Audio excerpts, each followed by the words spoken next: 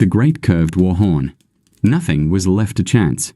Each contubernium, a team of 8 legionaries, dismantled its tent, packed tools, sharpened weapons, tightened armor straps, and checked sandals for wear.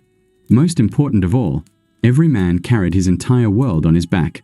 Unlike other armies, Roman soldiers didn't rely on wagons for personal equipment. Each legionary carried 20 to 30 kilos, his gladius sword, scutum shield, javelins, digging tools, cooking pots, wooden stakes for fortifications, rations for 3 days, and personal gear. They weren't just fighters. They were builders, engineers, and beasts of burden. This was why the men earned the nickname Muli Mariani, Marius, mules, after the consul who had reformed the army generations earlier. At the same time, the High Command reviewed intelligence.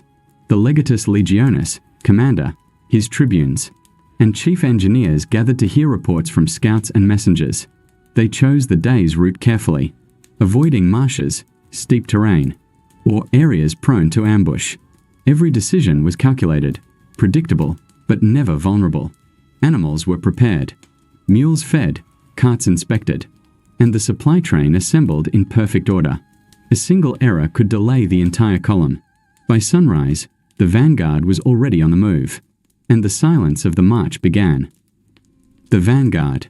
At the very front marched the vanguard, the most dangerous position. This wasn't just a handful of scouts. Rome carefully selected the best auxiliary troops for this role. Fast-moving cavalry from Numidia and Thrace, expert archers from Crete and Syria, fierce Gauls skilled at tracking, and light infantry ready to sprint, strike, or retreat. Their job was to clear the path ahead.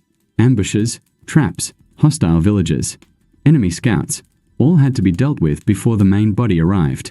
The vanguard was Rome's alarm system.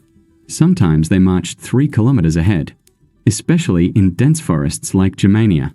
This distance gave them space to detect threats, call for reinforcements, or fall back without throwing the column into chaos.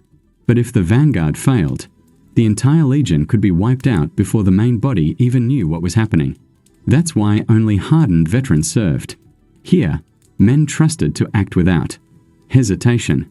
Surveyors, command, and the main body. Right behind them came the agrimensors, military surveyors, armed with tools like the grommer.